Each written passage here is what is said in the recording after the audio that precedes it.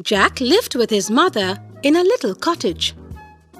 They were very poor, but they managed to live by selling the milk from their brown cow, Daisy. Jack was too lazy to go out for work.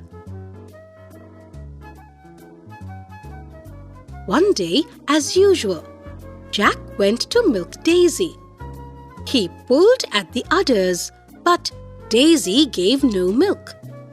He tried again, but nothing dropped into the pail. "Mother!" Jack shouted. "Come quickly! Daisy has stopped giving milk." "Let me try," said Mother anxiously. She also tried, only to find out that not one drop of milk was left in Daisy. Jack and his mother were very upset. That night, they sat at the table eating what Jack's mother said would be their last good meal for some time. "We can't live without selling milk," she said. "You'll have to take Daisy to the market and sell her."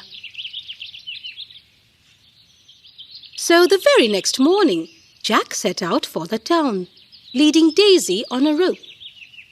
It was a hot day, and very soon Jack began to feel tired. "If only I could sell her to someone before I get to the market," he thought as he plodded along. All of a sudden, as if Jack's wish came true, he spotted a strange-looking little man coming towards him. He came no higher than Jack's knee, and he was dressed in green. "That's a fine beast you have," said the little man. "The best," replied Jack. "By any chance, would you like to buy her?" "I may," said the little man, feeling Daisy all over. "Yes, she's a good animal and well looked after. All right then, I'll take her. You'll be satisfied with what I'll give you in return." Jack gave Daisy to the little man, and the little man handed him a leather money bag.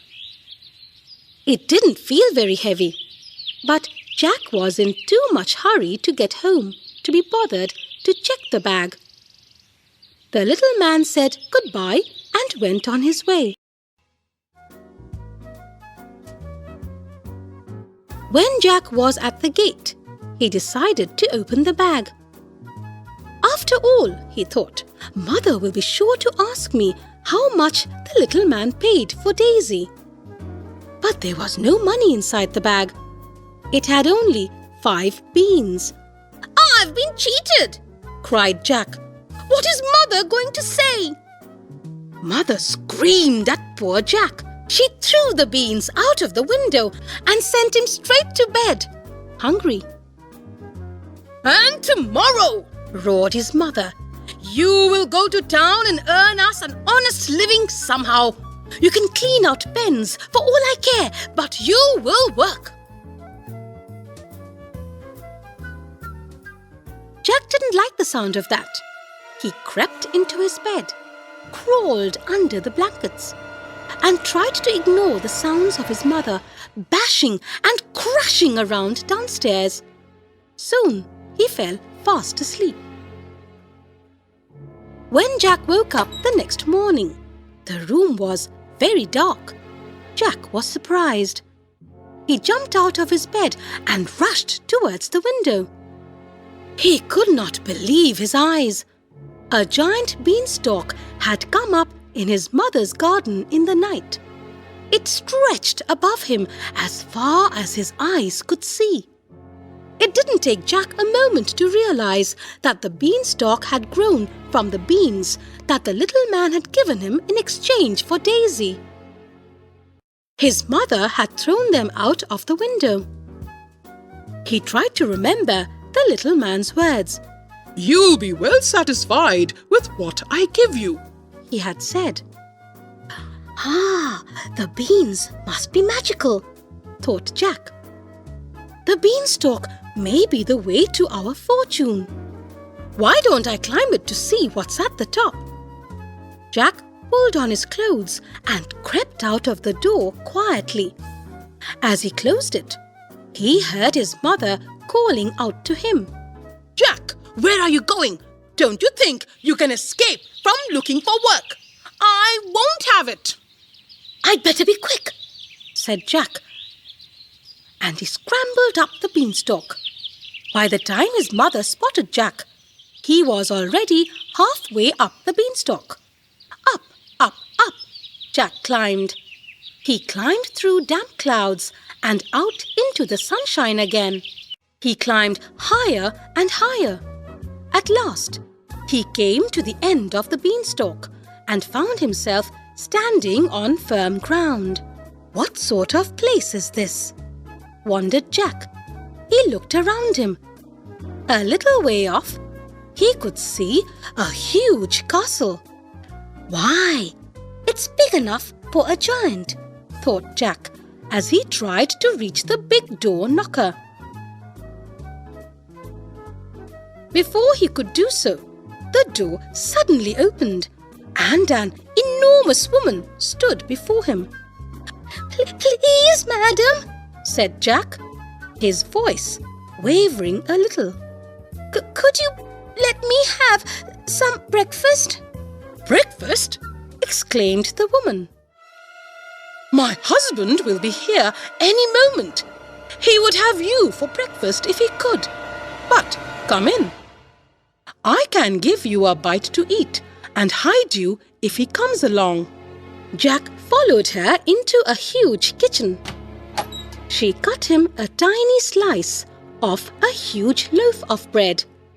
Mind you, it was a tiny slice for a giant, but it was just right to fill Jack's empty stomach. As he ate the bread, he heard the sound of heavy footsteps. Hurry, hurry, said the giant's wife. My husband's on his way. Hide in the cupboard. Jack had just reached the cupboard when the giant stomped into the room. Aha! He said, Is my breakfast ready? There's nothing so good as a grilled boy. No, said the giant's wife hastily. It's not boy, only bread and bacon. Said the giant suspiciously. He sat down at the table and began to eat. As soon as he had finished, he bent down and brought out some bags. He emptied one of them onto the table. Gold, whispered Jack to himself as he watched the giant from the safety of the cupboard. One bag of that would make us happy forever, and I would never have to work.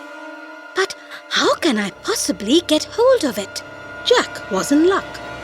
The giant had eaten so well that he soon laid his head on the table and fell asleep. His wife left the room and went upstairs. Jack leapt from the cupboard and seized a bag of gold. It was very heavy, but somehow Jack managed to stagger with it all the way to the beanstalk before the giant woke up. Jack threw the bag down the beanstalk. Jack could hear the giant's thundering footsteps and his angry roars as he ran after him. But the giant was too late. Jack was already halfway down the beanstalk. Jack's mother was very pleased with her son. For some time, the two of them lived well. Jack didn't have to work, and that suited him fine. One day, his mother said to him, Even a bag of gold doesn't last forever. There must be something else you can take from the giant's castle. Jack was only too happy to go up the beanstalk again. He had become a little bored with nothing to do but eat, drink, and laze the days away. Up he went to the top and then followed the road to the giant's castle. Haven't I seen you somewhere before? Asked the giant's wife. No, I've never been to these parts before, said Jack. You'd better come in. I can give you a bite to eat before my husband arrives. This time Jack was given a slice of sausage. Just as he was finishing it, he heard the giant and ran to hide. Fee-fi-fo-fum! Roared the giant. I can smell boy! It's the stew you can smell cooking on the stove, said his wife, as she put his breakfast in front of him. Immediately after breakfast, the giant asked his wife to bring in his hen. What use would an ordinary brown hen be? Thought Jack, as he peeped through a crack in the cupboard. But Jack was startled. The little brown hen laid an egg of pure gold. He anxiously waited for the giant to fall asleep. And as before, the giant's wife left the room. Jack crept out of the cupboard and quickly seized the hen, holding her by the beak so that she couldn't cry out. He climbed down the beanstalk with the hen under his arm, and at last he was back home again.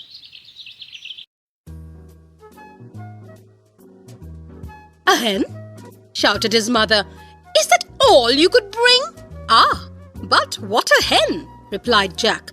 Just you wait and see. And the hen laid not one golden egg, but 4. 4 golden eggs a day? Exclaimed Jack's mother. Well done, Jack! After a little while, Jack grew restless. He couldn't help thinking that the giant must have even more riches up there. Jack decided to pay one last visit to the castle. Everything went much the same as before. However, this time, the giant's wife was even more certain she had seen Jack before. No, you haven't, said Jack boldly. It must have been a boy who looks just like me. Well, for your sake, I hope you're right, she said. If you are the lad who stole my husband's gold and his hen, he'll boil you alive. The giant was suspicious when he came into the room. He was sure he could smell boy. It must be the boy you ate the other day, his wife reminded him. We still have some leftovers. The giant grunted and took out a little golden harp. I feel like hearing some music to soothe me, he said. Little harp, play your tune. And the harp played the prettiest tune that Jack had ever heard. So sweet was it that it sent both the giant and his wife to sleep immediately. Jack was out of the cupboard in a flash. He grabbed the harp and dashed from the room, but this time he was not so lucky. The harp stopped playing its pretty tune and instead called out in panic, "Help me! Help me! I'm being kidnapped!"